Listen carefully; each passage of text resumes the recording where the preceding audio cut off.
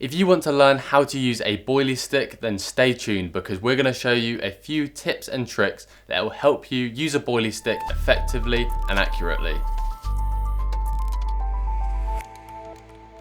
It's basically a curved, hollow tube that you load with boilies to help you bait up at long distance. However, using one accurately isn't so easy. The first time I tried using a boilie stick, none of my bait went anywhere near where I intended it to go. But with a bit of practice, a boilie stick can be a useful tool for any carp angler. To start with, let's look at hand placement. A boilie stick can be used with either one or two hands. I find I can get maybe a little more distance using two hands, but this is personal preference. If using one hand, place it an inch or two away from the end of the grip. The reason for placing your hand here is so you can get maximum leverage when you swing the boilie stick. Holding the stick further up the grip means less leverage, and holding it any nearer the end means that you're in less control and you might lose grip. You can also use two hands for more power to get the boilies out further. This involves moving your dominant hand further up the grip and placing your other hand behind it. Try using a boilie stick with both methods and see what you prefer. Next, we're going to look at loading the stick with bait. Having a waste pouch makes this process way easier, and it means that you don't need to keep bending down each time to grab your bait. We normally use up to around 4 or 5 boilies at a time and still get good accuracy and distance. However, the more baits you put in the stick, the less accuracy you're going to get.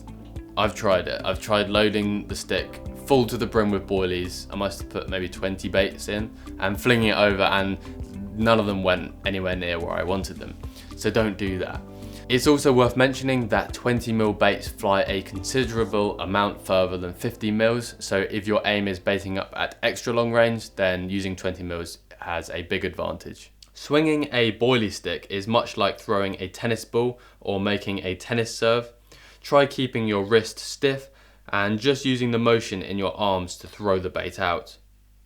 The first time you use a boilie stick, you might find that your baits are either flying way too high in the sky or way too low and hitting the water right in front of you. This is normal. It happened to me. I remember when I first did it, all my baits were hitting the water right in front of me and I was getting frustrated because they weren't going out where I wanted them. If that's the case, if your boilies are going way too high, then simply aim lower as if you're throwing that ball closer to the water surface, and on the other hand, if your baits are going too low and hitting the water close in front of you like mine did, then aim as if you're throwing that ball higher into the sky.